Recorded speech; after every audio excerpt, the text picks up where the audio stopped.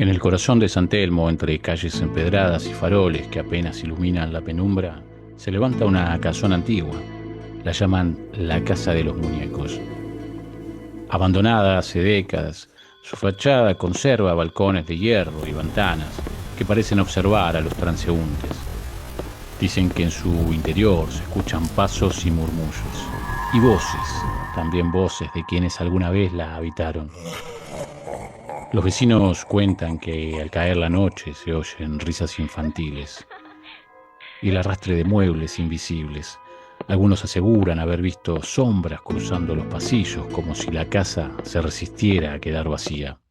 La leyenda sostiene que allí vivió una familia marcada por tragedias y que los muñecos que decoraban las habitaciones fueron testigos silenciosos de secretos oscuros. Hoy la casona permanece cerrada, pero su presencia sigue viva en la memoria del barrio. Ningún ocupa pasó más de una noche bajo su techo. Quizá no esté habitada por fantasmas en el sentido clásico, sino ecos de una historia que se niega a desaparecer. La casona de los muñecos es al fin y al cabo un recordatorio de que las paredes guardan voces y que cada rincón de Buenos Aires, como de cualquier ciudad, tiene pasajeros invisibles que recorren la noche junto a nosotros. Hoy, queridos amigos, vamos a hablar de fantasmas.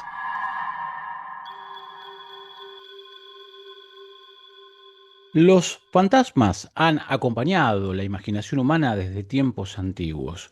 En casi todas las culturas se los entiende o ha tratado de buscarse alguna explicación al respecto, entendiéndolos como manifestaciones de almas de personas fallecidas, que permanecen por algún extraño motivo en este plano, en nuestro mundo, por asuntos inconclusos, quizás, por dolor, o simplemente como eco de lo que alguna vez fue su existencia.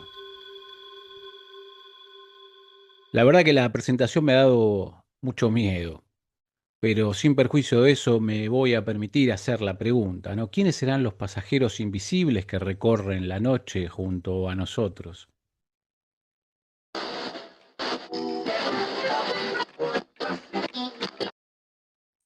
Fantasmas y literatura. Hablemos un poco del fantasma como figura narrativa. En la literatura, el fantasma no es solamente un espectro, es un recurso narrativo que encarna, por ejemplo, lo ausente, lo reprimido o lo que no se quiere olvidar.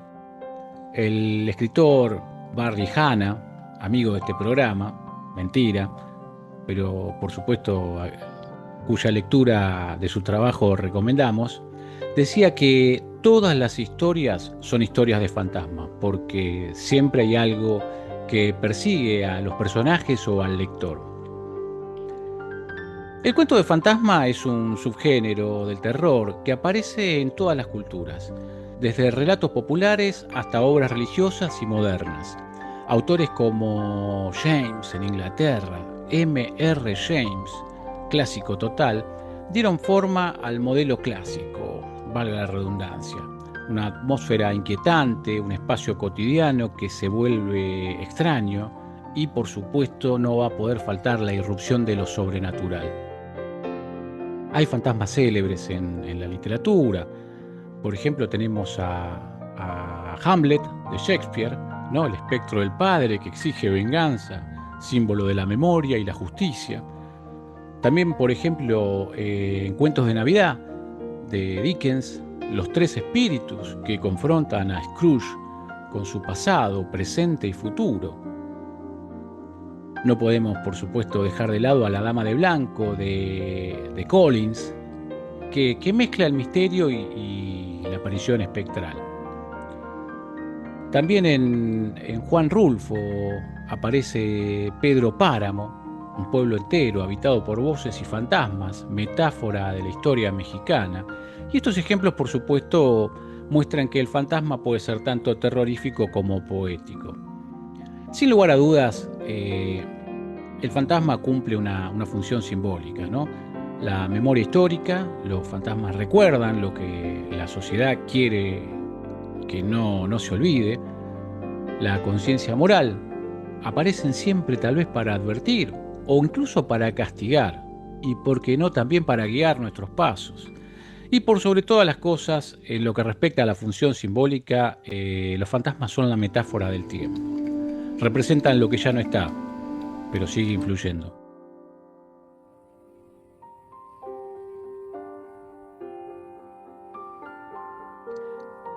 Queridos amigos, en la literatura los fantasmas no son solamente apariciones, son la voz de lo ausente, la memoria que insiste, la sombra que obliga a mirar lo que preferiríamos ignorar.